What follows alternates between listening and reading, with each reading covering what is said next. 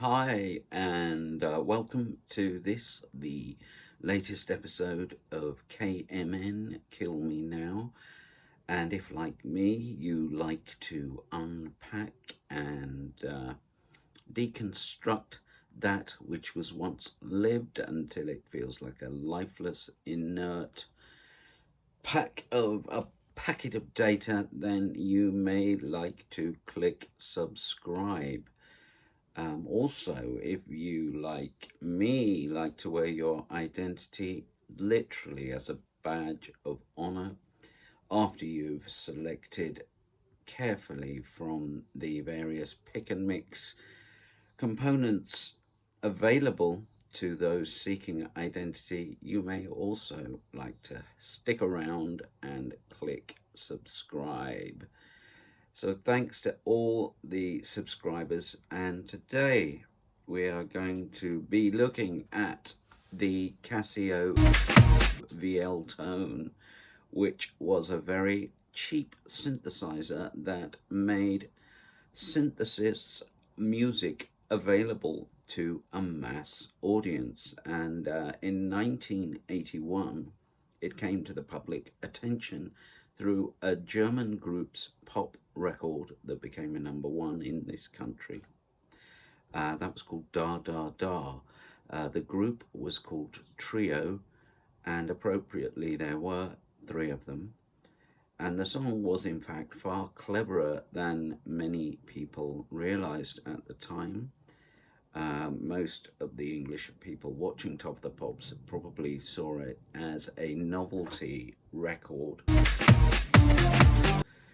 And it contained the words Ich lieb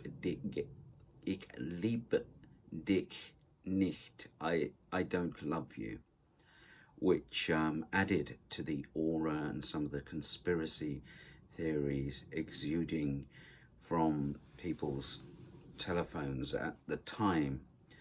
They used Rock 2 as the backing. But before we go too far into the capacities of the Casio VL-Tone, we should first look at its origins, obviously in the Japanese Casio factory, where they were trying to combine a ruler with a calculator. And this had the effect of leading them to realize they could in fact combine a keyboard with a calculator. And this may seem like frivolous fun, but they decided to include something called ADSR capacities, which to young people at the time introduced them to something that they probably still value today, which is attack, decay, sustain and release. And this is how you shape the waveform of a sound on any synthesizer. Also within that, they had an option to use something which sounds very much like a random noise generator upon an SH-101 Roland synthesizer, for example. But Trio didn't choose to use any of this, and instead simply used the Rock 2 backing rhythm, which they enhanced with an actual snare, much to the frustration of many young people who may have sought to emulate the sound of Trio. It next became enhanced, or its attention was augmented by a track in 1982 produced or engineered by the now legendary producer Dave Allen, and this was the Human League's cover version of the theme to Get Carter, which was a Michael Caine film set in the grim and acrid bouquet of the industrial north, in which Michael Caine wears black leather gloves and gets involved with some very rough types indeed. But what this did to the Casio VL-Tone was imbue it with said heady acrid bouquet of the industrial synthesizer sound.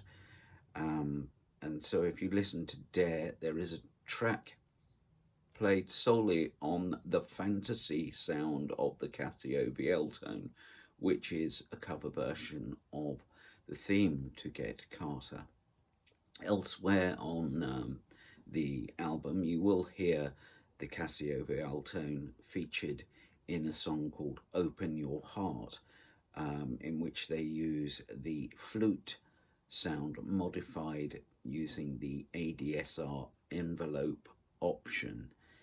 And so there we have it, the Casio VL-Tone.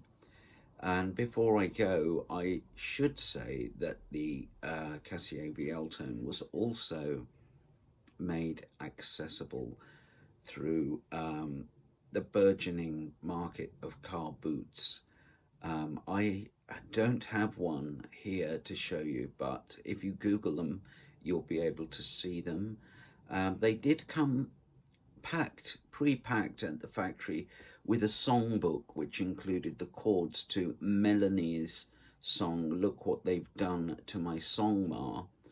And this was, as some of the viewers, subscribers may know, was covered by the band David Devont and his Spirit Wife in a style which many suggest was a nod towards Oasis, but also perhaps the glam shades of the Cars.